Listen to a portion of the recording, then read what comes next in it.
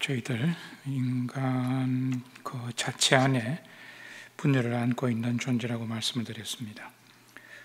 그래서 이것 자체가 나쁘다는 이야기가 아니라 우리 인간이 그렇습니다. 이게 인간의 조건입니다.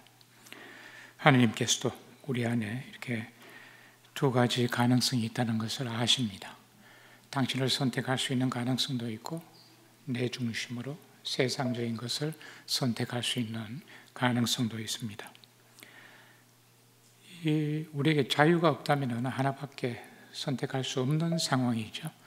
그런데 우리에게는 자유가 주어져 있습니다. 심지어 하나님을 거부할 수 있는 자유까지 주어져 있습니다. 그렇지만 하나님께서 우리에게 원하시는 것이 있다면 당신을 거부하는 것이 아니라 당신을 받아들이기를 원하시는 거죠. 그래서 그 받아들임을 통해서 당신의 충만함을 우리하고 함께 나누기를 원하십니다. 그래서 좀 말씀을 이렇게 좀 더 간략하게 말씀드리기 위해서 이냐시오 성인에 대해서 좀 말씀을 드릴까 합니다. 이냐시오 성인께서 우리 삶의 목표에 대해서 말씀하신 부분은 혹시 여기에서 영신수련 19번이나 8일 피정이나 30일 피정이나 이렇게 해보신 분들 계십니까? 그렇게 많지는 않으시네요. 이냐시오 성인께서 1521년에 이제 회심으로 들어가시게 됩니다. 회심 들어가기 전까지는 어떤 분이셨는가 하면은 그분이 기사였습니다. 그래서 기사로서 1521년에 프랑스 접경 지역입니다. 팜플로나라는 곳에 성에서 근무를 하셨는데 프랑스군하고 전투가 벌어졌습니다. 그런데 병력이나 화력이나 이런 걸로 봐서는 프랑스군과 도저히 이렇게 싸움이 안 되는 그건 아주 열세였습니다. 이냐시오 성인이 이렇게 지키고 있는 그 성은. 그래서 다들 성주도 그렇고 성의 대장도 그렇고 다들 항복하기를 원했습니다. 그런데 이냐시오 성인께서 기사에게 항복이 이게 무슨 말이냐, 죽으면 죽지, 설득력이 아주 대단합니다. 그러니까 다들 죽기를 또 싸워요. 그래서 세상적인 명예를 위해서도 자기 자신의 목숨을 내어놓을 수 있었던 사람입니다. 이런 한 영혼을 하느님께서 이제 당신 섭리 안에서 그 전투에서 이제 진행이 되다가 포탄 하나가 이제 성인의 다리를 관통해서 이렇게 다리가 부러졌습니다. 그래서 전투가 자동으로 이제 종료가 되었고, 프랑스군이 이제 성인에 대한 예우로, 이냐시오에 대한 예우로 도대체 어떤 사람이길래 이렇게 도저히 싸움이 될 수 없는 이런 상황에서 죽기를 각오하면서 이렇게 덤비는가 봤더니 이냐시오 성인 키가 아주 자그만합니다. 160이 채 안 될 거예요. 그래서 그 이냐시오 성인에 대한 예우로 성인을 들것에 실어서 고향까지 데려다 줍니다. 그리고 나서 이제 긴 회복기를 지나시게 되는데, 회복기 중에 이제 회심으로 들어가시게 됩니다. 성인이 집에 있는 로율라 성이죠. 로율라 성에 그 당시 이제 큰형님께서 그 성주로 계셨는데, 형수님한테 제가 읽을 책을 몇 권 좀 가져다 주십시오 했더니 그 형수님께서 아주 경건한 분이셨던 것 같습니다. 집에 다른 책은 없었고 성인전과 그리스도의 생애에 관한 책이 있었습니다. 이 책을 성인에게 갖다 드렸는데 다른 책은 없으니까 할 수 없이 이제 그 책을 보시는 겁니다. 그래서 그 책을 보시면서 한동안은 움직이지 못하는 상태니까 지금까지 성인이 살아왔던 세상적인 그 일을 쭉 공상하다가 또 한동안은 성인전에서 읽었던 이야기나 예수님의 삶이나 이런 것들을 또 쭉 공상을 하다가 이렇게 왔다 갔다 했습니다. 근데 그 차이는 몰랐고요. 근데 어느 날 문득 이 두 가지 움직임의 차이를 갑자기 이렇게 확 느끼셨어요. 그래서 세상적인 공상을 할 때는, 공상할 때는 마음이 이렇게 막 부풀어 올랐지만 그 공상이 지나가고 나면은 마음에 좀 씁쓸함이나 빈자리나 이런 것이 느껴지는데, 성인들의 삶이나 또 예수님의 삶을 나도 이렇게 살아간다면 하고 이렇게 쭉 공상을 하다가 보니까 그 공상은 세상적인 일의 그 공상의 끝과 달리 공상 상상을 할 때도 마음에 이런 기운들이 있었지만 그 상상들이 지나고 난 뒤에도 그 여운이 지속되는 것을 느꼈습니다. 아마 그것이 성인에게 아주 충격적이었던 것 같습니다. 이게 뭐지? 내가 지금 무엇에 의해서 지금까지 살아왔나? 지금까지 살아온 삶은 세상적인 그 공상에 의한 삶을 살아온 겁니다.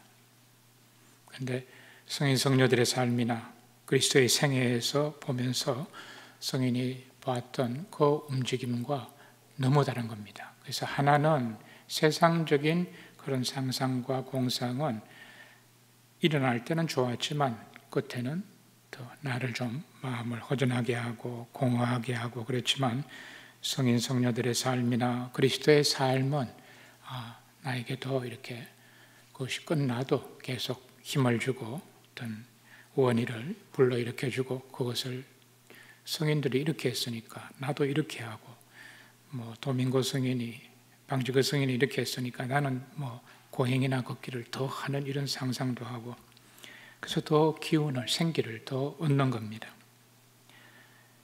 이것이 성인에게 아주 큰 충격이었던 것 같습니다. 내가 지금까지 내 마음에 이렇게 두 가지가 같이 움직이고 있는데 어느 움직임에 의해서 내가 지금까지 내 삶을 살아왔는가. 그래서 세상적인 이런 것들이 겉으로는 좋아 보이지만 결국은 내 마음을 더 황폐케 했지만 성인 성녀들의 삶은 더 나를 생기 있게 하는구나 하면서 그 공상 두 가지 상상의 차이를 느끼시고 나서 여러 가지 결심을 합니다. 내 지난 삶을 더 철저히 돌아봐야 되겠다. 또 다른 하나는 지금까지 성인전이나 그리스도의 생애를 보시면서 성인의 마음에 와닿았던 그런 부분들을 성모님 말씀은 푸른 글씨, 예수님 말씀은 붉은 글씨, 또 성인 성녀들의 삶은 또 다른 글씨, 이렇게 다른 색깔로 이렇게 짤막짤막하게 노트하기 시작했고, 그리고 이 회심 초기부터 해서 이냐시오 성인의 그 짧은 책 영신수린이라는 책자가 교회에서 인가를 받은 것이 1556년이었습니다. 1556년이 아니라 1546년인가 되었을 겁니다. 이냐시오 선생님께서 1556년에 돌아가셨는데 1546년경에 이제 교회 인가를 받아서 출판을 하셨는데요. 그러니까 1546년까지 뒤로 거슬러 올라가면은 1521년부터 해서 1546년까지 당신 내면에서 일어났던 일들 가운데 당신에게도 도움이 되었고 이웃들에게도 도움이 되리라고 생각되는 그런 움직임들을 틈틈이 메모하기 시작하셨습니다. 그래서 그걸 아주 짤막한, 이건 독서할 책은 아닙니다. 피정하시는 분들에게, 어떤 부분은 피정을 하시는 분에게, 어떤 부분은 피정을 도와주시는 분에게 들려주시는 어떤 안내서입니다. 그래서 틈틈이 당신에게 도움이 되었던 것, 그리고 이웃들에게 도움이 되리라고 생각되는 것들을 적어 놓은 그 책에 원리와 기초라는 부분이 있습니다. 우리 크리스찬 삶의 원리가 되고 기초가 되는 그런 의미입니다. 이 부분에 뭐라고 말씀하시는가 하면은 첫 번째 원리와 기초의 첫 번째 부분은 인간의 창조 목적에 대해서 하시는 말씀입니다. 옛날 교리 받을 때 교리 문답으로 했었는데 사람이 무엇을 위해서 세상에 났느냐, 즉 인간의 창조 목적이 뭐냐, 무엇을 위해서 사는 거냐, 인간이 창조 목적에 대해서 말씀하시고 창조 목적은 이렇습니다. 인간의 사람은 하느님을 알아서 성인의 표현 그대로 한다면 찬미하고 흠숭하고 섬기면서 이런 삶을 통해서 하나님을 알아가면서 이런 하나님을 알아가고 찬미하고 흠숭하고 섬기면서 이런 삶으로 자기 영혼을 구하기 위해서 태어났습니다. 즉 인간의 창조 목적은 하나님을 찬미하고 흠숭하고 섬기는 것, 이것의 열매가 나의 구원인 겁니다.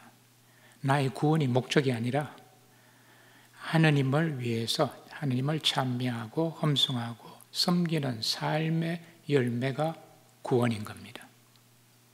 이것이 인간의 창조 목적이라면은 그 뒷부분에는, 그 다음 부분에는 그러면 다른 모든 피조물들의 조성 목적은 무엇인가?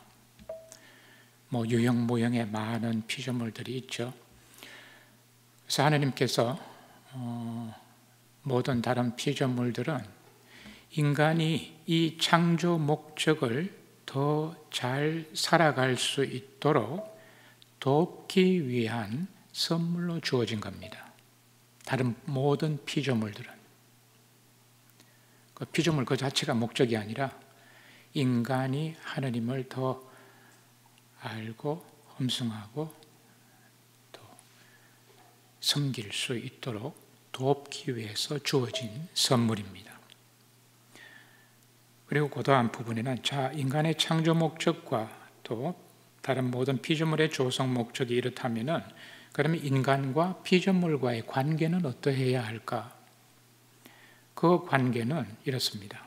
성령께서 하시는 말씀은 만약에 피조물이 자신의 창조 목적을 달성하는 데 도움이 되는 만큼 그만큼 더 피조물을 활용하고 선물을, 만약에 피조물이 창조 목적을 달성하는 데 걸림돌이 된다면 가능한 한 그것으로부터 멀리 떨어지는 것, 도움이 되면 그만큼 활용하고 방해가 되면 그만큼 그것으로부터 멀리 떨어지게 되는 것. 그래서 이것이 이제 인간과 다른 모든 피조물이 인간의 어떤 욕구 충족을 위해서 조성되어진 것이 아니라 인간의 창조 목적, 즉 하나님을 섬기고 찬미하고 흠숭하는 데 도움을 주기 위한 그런 선물로서 다른 피조물이 있습니다.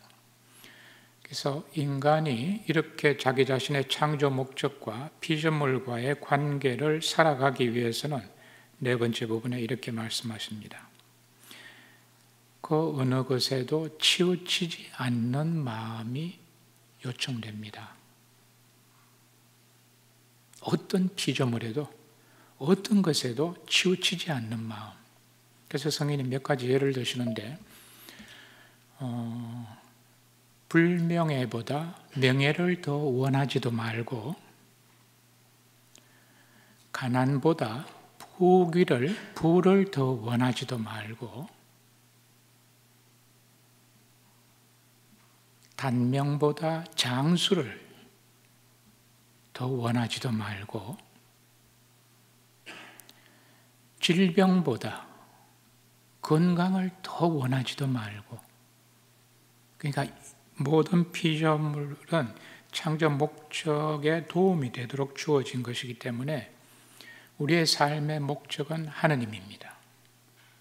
피조물 자체가 목적이 아니라, 그래서 모든 다양한 유형 무형의 모든 피조물 앞에서 우리가 가능한 한 치우치지 않는 마음이 인간이 창조 목적을 살아가기 위해서는 필연적으로 우리의 내적 자세가 이러해야 합니다. 즉 우리의 영적 여정은 이런 자세가 되도록 가꾸어 가는 겁니다. 어느 것에도 치우치지 않을 수 있는 이런 마음을 가꾸어 가는 것, 이것이 우리의 영적 여정입니다. 그래서 우리가 복음에서 보면은 예수님께서 그렇게 말씀하시죠. 아무도 두 주인을 섬길 수 없습니다. 무엇을 먹을까, 무엇을 마실까, 무엇을 입을까 걱정하지 마십시오. 여러분들은 먼저 하느님의 나라와 그분의 의로움을 찾으십시오. 그리고 또 어리석은 부자의 비유의 수도 있죠. 부자는 많은 소출을 냈기 때문에 지금 현재 있는 곳간이 작아서 이걸 더 곳간을 헐고 더 크게 지어야겠다. 그리고 거기에다가 모든 것을 넣어두고 자기 영혼에게 좀 이제 쉬라고 이렇게 이야기하는 그런 비유도 예수님께서 말씀해 주시고, 또 부자 청년에 대한 이야기도 그렇습니다. 그리고 혼인잔치의 비유도 그렇습니다. 주인이 혼인잔치를 이제 준비하고서 사람들을 초대했는데 사람들이 오지 않습니다. 내가 밭을 샀는데 밭을 보러 나가야 됩니다. 양해해 주십시오. 내가 게리소를 샀는데 그것을 좀 뿌려보러 가야 합니다. 그래서 지금 갈 수 없습니다 하고 양해를 구하고, 또 어떤 사람 장가 들었다고 하고 이러면서 양해를 하면서 이제 그 초대에 가지 않습니다. 그리고 예수님 또 복음에서 그런 말씀하십니다. 노아 시대에도 사람들은 노아가 방주에 들어가는 그 시간까지 먹고 마시고 시집가고 장가들고, 또 롯 시대에도 그랬습니다. 먹고 마시고 시집가고 장가들고 심고 사고 팔고 짓고,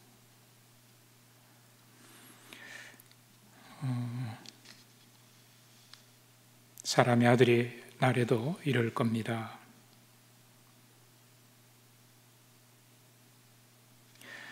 지금 예수님이 들려주시는 이 말씀 안에 교황님께서도 그렇게 말씀하셨습니다. 과연 여기에서 악한 것이 있습니까? 밭을 보러 가고 소를 부리러 나가고 장가 들었고 사고 팔고 심고 짓고, 악한 것이 있습니까? 무엇을 먹을까? 무엇을 마실까? 무엇을 입을까?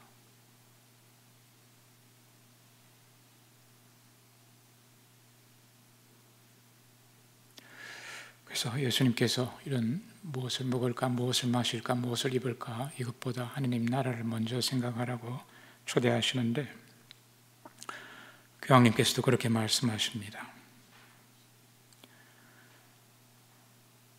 사고 팔고 심고 짓고 무엇을 먹을까, 무엇을 마실까, 무엇을 입을까도 중요하지만 지금 예수님이 든 이 비유들의 예 가운데서 하느님 나라가 없습니다. 공통점은 이겁니다. 다 세상적인 것들이에요. 다 우리에게 중요하다고 다가오는 것들이에요. 그래서 언젠가 교황님께서 미사 강론에서 그런 말씀을 하셨습니다. 세상적인 것은, 세상적인 삶의 자세는 하나의 죄보다도 더 큽니다. 왜 더 크다고 말씀하시는가 하면은, 그런 삶의 자세, 그런 삶의 마음, 우리의 마음은 아주 죄로 가득한 그런 영혼의 상태입니다.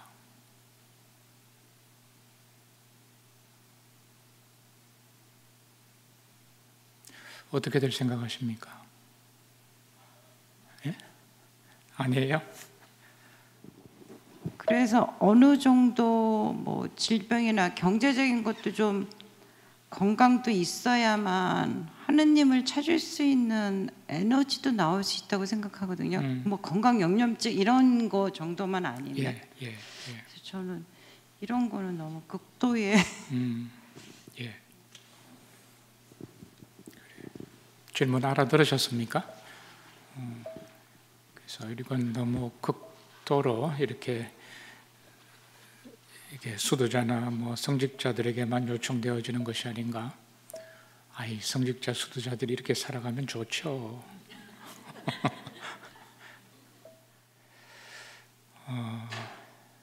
예수님께서 또 이냐주 성인께서 이렇게 초대하시는 그 말씀은 이런 의미입니다.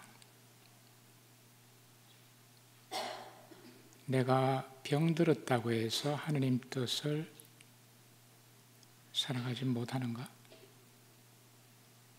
내가 가난하다고 해서 하나님 뜻을 못 살아가는가?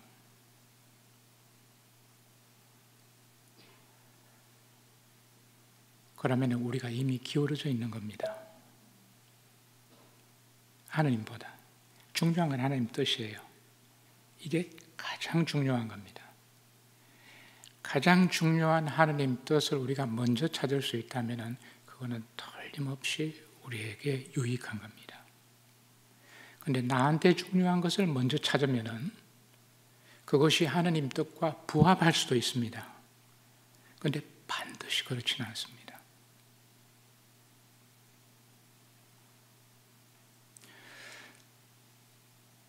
지금 우리 사회에서도 벌써 이제 노년기 이슈가 대두가 됩니다.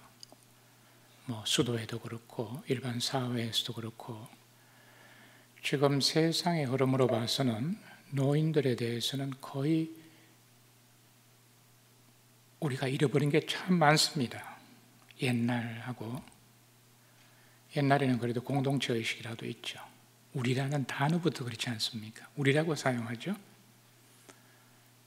근데 지금 단어에는 우리가 남아있지만 실제로는 공동체 의식이 옛날과는 아주 많이 달라졌습니다.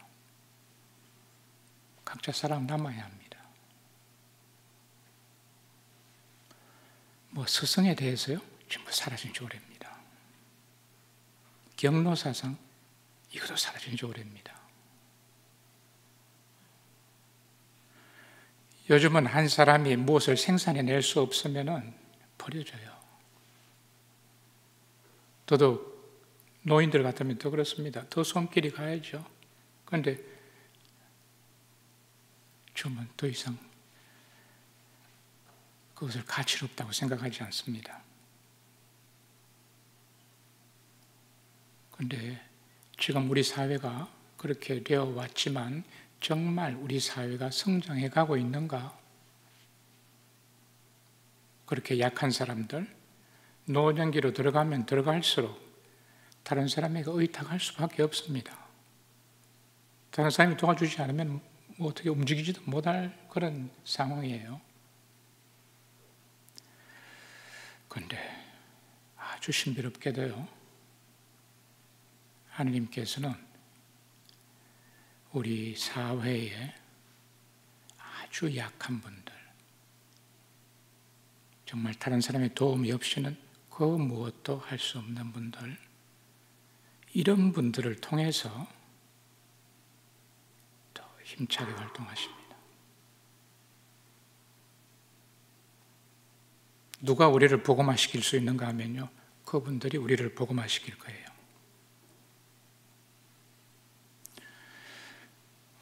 헨리 나윈 신부님께서 제가 미리 이미 말씀드린 것 같은데 이제 그분이 대학 교수였고 뭐 여러 가지 저술을 하고 이러셨던 분인데 제 어느 날 이 모든 것을 다 내려놓고 장애인들 공동체로 들어갑니다. 그래서 장애인들하고 함께 살다가 보니까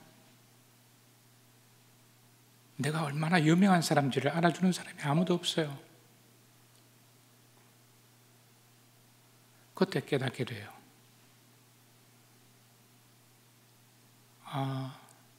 내가 지금까지 어떻게 살아왔는가? 외줄타기를 하며 살아온 거예요. 다른 사람의 인정과 평판과 호의와, 그래서 외줄타기를 해야 되니까 얼마나 더 긴장을 해야 합니까? 외줄을 타려면은 처음에는 올라가기도 어렵죠. 나중에 올라만 가도 박수가 나옵니다. 앞으로 갔다가 뒤로 갔다가 공중제비도 돌아야 되죠. 그래서 고도의 긴장을 한 상태로 그렇게 살아왔구나 하는 것을 깨닫고 이분이 그때부터 서서히 복음화되어 가기 시작합니다. 누가 복음화 시켰는가 하면요, 이 신부님이 돌본 청년이 아담이라는 청년이 있었어요. 이 청년은 자기 힘으로는 아무것도 못해요. 언어도 안 돼요. 언제 간질발작이 일어날지도 몰라요. 그런데 신부님이 이 청년을 아침에 일어나서부터 씻기고 이빨 닦이고 그렇게 해서 일터로 보내고 데려다주고 또 끝나고서 데려오고 또 씻기고 샤워하고 그리고 또 밥을 먹이고 아무것도 커뮤니케이션이라고는 아무것도 할 수 없는 그 청년을 돌보면서 이 청년이 이렇게 유명한 이 신부님을 서서히 복음화시켜가는 거예요. 그 비참한 상태에 있는 그 청년이. 만약 우리가 우리 사회에 가난한 사람들, 이렇게 힘없는 사람들, 약한 분들,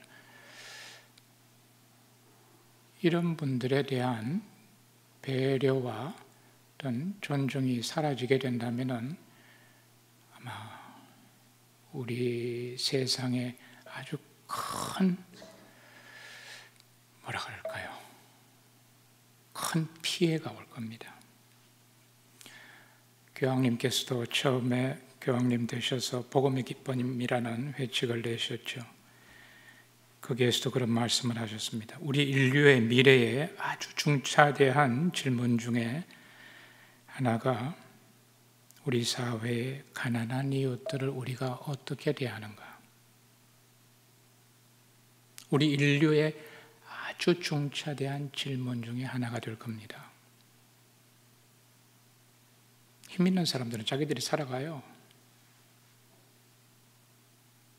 그런데 그분들이 고통은 그분들이 안고 갑니다. 힘 없는 분들은 배척받고 보살펴 주지 않으면 그냥 버려진 채로 살아가요. 예수님 복음에서 예도 그렇습니다. 식솔들을 맡기는 그 종들에 대해서도 충실한 종과 불충실한 종. 충실한 종은 제때에 식솔들에게 먹을 것을, 돌볼 것을 제공을 합니다. 그런데 불충실한 종들은 그렇지 않습니다. 우리 사회에 그렇게 우리에게도 맡겨진 사람들이 있어요. 요즘에 가정 안에서도 있을 수 있고 우리 사회에 있을 수 있고 세상에도 있을 수 있습니다. 과연 이분들을 우리가 어떻게 제때에 돌보는가? 이거는 그분들에게도 중요하지만 사실 우리들 한 사람 한 사람에게 더 중요합니다. 그래서 자매님 아까 말씀하셨던 내가 건강이 있어야지 또 어떤 경제적인 여유도 좀 돼야지, 그거 중요합니다. 그거 중요하지 않다는 말씀은 아닙니다. 중요합니다. 그런데 그것보다 더 중요한 질문이 있습니다. 하나님이 어디 있는가? 이걸 놓치면은 덜 중요한 것들이 나를 막 왔다 갔다 하게 합니다. 그것이 나를 민감하게 해요. 그래서 하느님은 성직자, 수도자들도 하느님 나라로 들어오는 것을 굉장히 기다리시죠. 예수회원들은 극히 없답니다. 하늘나라에. 한 400년에 한두 명 들어갔답니다.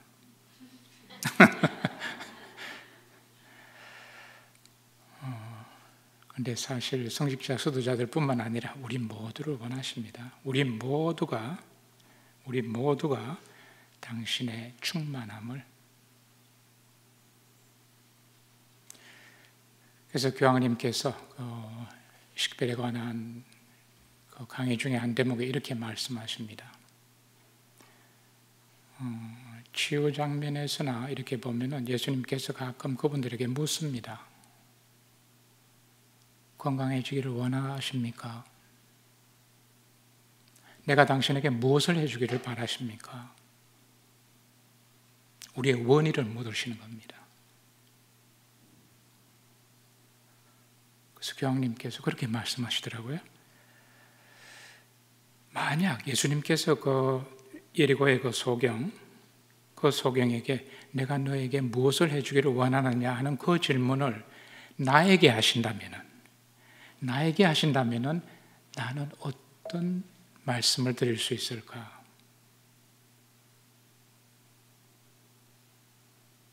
여러분들은 무슨 말씀을 드리겠습니까? 교황님이 이렇게 말씀하셨습니다. 우리의 생각의 인식의 전환인데요. 사고 방식의 전환입니다. 아마 우리의 대답은 어쩌면 이렇게 되어야 하지 않을까 생각합니다 하시면서 나에 대한 당신의 원의를 알려주십시오. 당신께서 나에게 무엇을 원하시는지, 무엇을 하기를 원하시는지.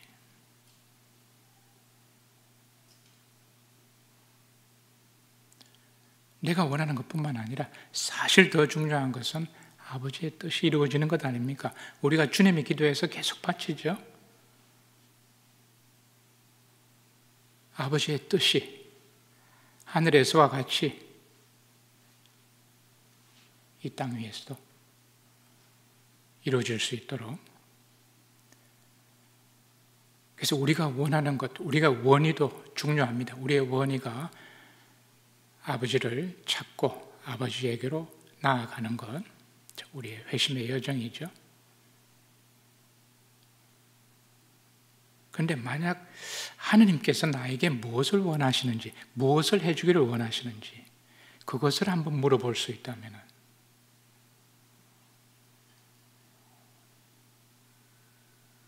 단시간에 해답은 찾으려 하시지 말고 좀 머물러 보십시오. 과연 나에 대한 당신의 뜻은 무엇입니까? 당신 나에게 무엇을 하시기를 원하십니까? 내가 어떻게 하기를 원하십니까?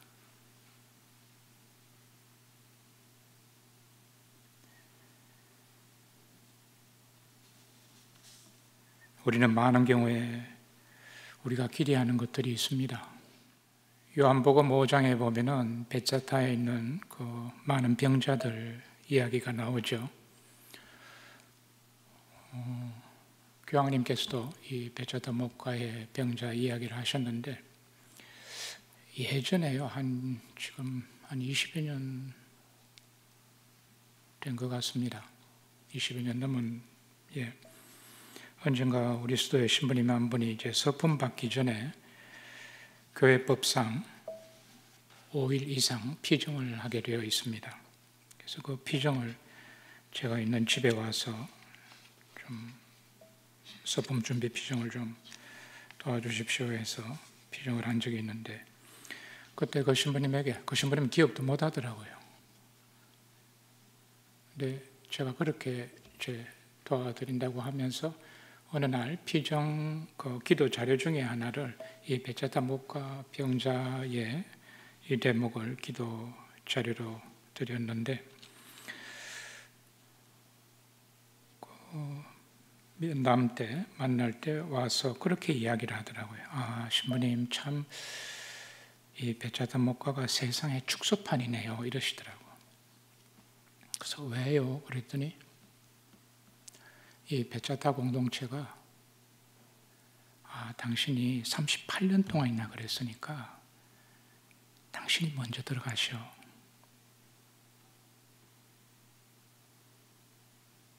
당신이 나보다 더 힘드니까 당신이 먼저 들어가셔. 이런 공동체가 아니네요. 전부 다 자기중심적이 되어 있는 겁니다. 물이 움직이면 즉시 들어가기 위해서.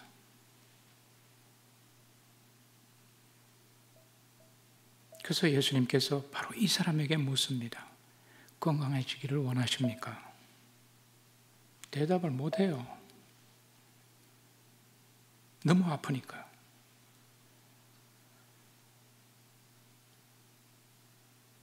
아무도 넣어주는 사람도 없고 물이 움직여도 내가 들어가려고 움직이다 보면 다른 사람이 먼저 들어가고 그 좌절이죠. 그래서 예수님께서 물으신 것은 건강해지기를 원하십니까? 하고 물었지만 이 사람과 아픔이 터져 나오는 거예요.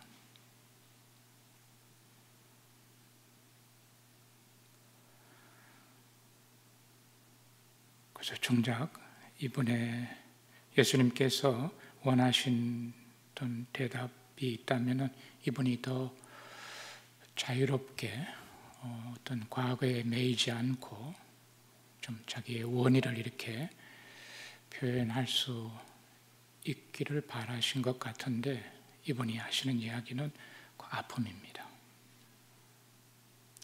그렇지만 그 분에게 일어나서 혀를 걷어들고 가라고 그러죠. 그랬을 때 이 사람은 일어나서 혀를 걷어들고 갑니다.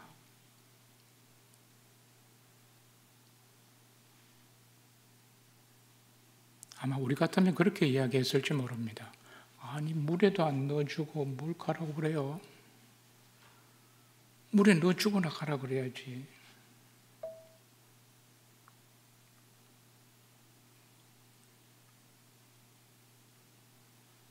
우리가 원하는 기대가 있어요. 어떻게 해야지 치유가 된다고, 어떻게 돼야지 내가 더 평화스러워진다는 기대가 있습니다, 우리가. 그런데 이 기대보다 더 중요한 것은 하나님이에요. 이 사람은 그 기대를 내려놨어요. 어떻게 됐는지는 모르지만 안 내려놨으면 못 걸어갔을 겁니다. 여러분들은 걸어갈 수 있겠습니까? 여러분들 기대가 채워지지 않는데도 내려놓아야 돼요. 여러분의 기대가 여러분들을 치유하고 성장시키고 변화시키는 게 아닙니다. 어쩌면 그게 걸림돌이 될 수도 있어요. 오늘 제가 드리려고 했던 그 주제가 좀 전달이 됐는지 모르겠습니다. 어떻습니까? 우리의 삶의 목표가 우리 자신이 아니라 내가 기대하는 것이 아니라 나에게 중요한 것, 나에게 의미 있는 것, 이런 것들이 아니라 하나님이라는 것. 그것이 우리 삶의 목표가 되어야 된다는 거예요. 그것이 먼저 우리가 추구해야 되고 이것을 잃어버리게 되면은 나침판을 잃어버린 거예요. 교황님께서 언젠가 그렇게 표현하셨어요. 만약 우리가 이런 영혼의 나침판을 잃어버리게 되면은 나 자신에게도 큰 데미지를 야기합니다. 그런데 그거 사적인 데미지보다 더 심각한 것은 공적인 데미지입니다. 내가 그 나침판을 잃어버리게 됨으로 해서 내가 살아가면서 일으키는 공적 데미지예요. 내 삶이 다른 사람한테 다 영향을 미쳐요.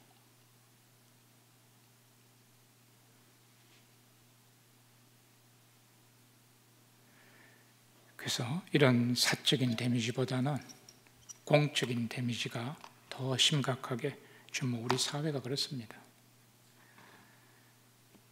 한 개개인의 삶이 온 사회에, 온 나라에 얼마나 큰 영향을 미치고 있는지 지금 여러분들 아마 다들 느끼실걸요? 한 공동체 안에서나